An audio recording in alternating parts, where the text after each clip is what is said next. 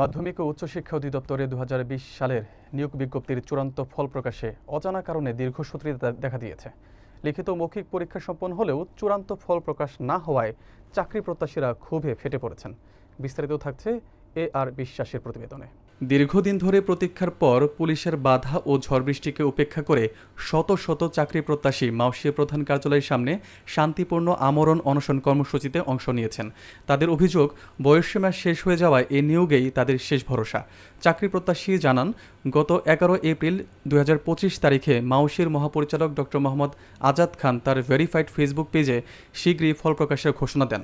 পরে 23 এপ্রিল পরিচালক প্রশাসন কলেজ জনাব হান্নান ও সাধারণ প্রশাসনের দায়িত্বপ্রাপ্ত জনাব শাহজাহানও চলতি মাসেই ফল প্রকাশের আশ্বাস দেন, কিন্তু 2 মাস পেরিয়ে গেলেও ফল প্রকাশ হয়নি।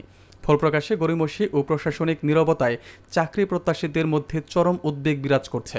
অবিলম্বে ফল প্রকাশের দাবি জানিয়ে তারা বলেন, বেকারত্বের অভিশাপ থেকে মুক্তি পেতে আমরা শান্তিপূর্ণ অনশন কর্মসূচি পালন করছি। 610 জন বাদে মোটামুটি সবাই 2.5 বছর যাবত হচ্ছে এখানে চাকরিতে অলরেডি হচ্ছে চাকরি করতেছে 2.5 বছর যাবত, কিন্তু আমাদের 4টা পোস্টে এখনো পর্যন্ত আমাদের এই নিয়োগ প্রক্রিয়া সম্পূর্ণ হয়নি। আমরা মাউশীর প্রদর্শক এবং ল্যাব সহকারী পোস্টের জন্য ফলাফল প্রার্থী।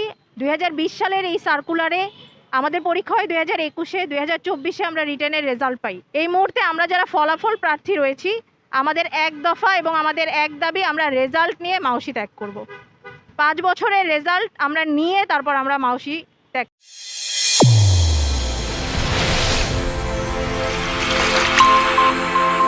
চ্যানেল A1 হৃদয়ের স্পন্দন।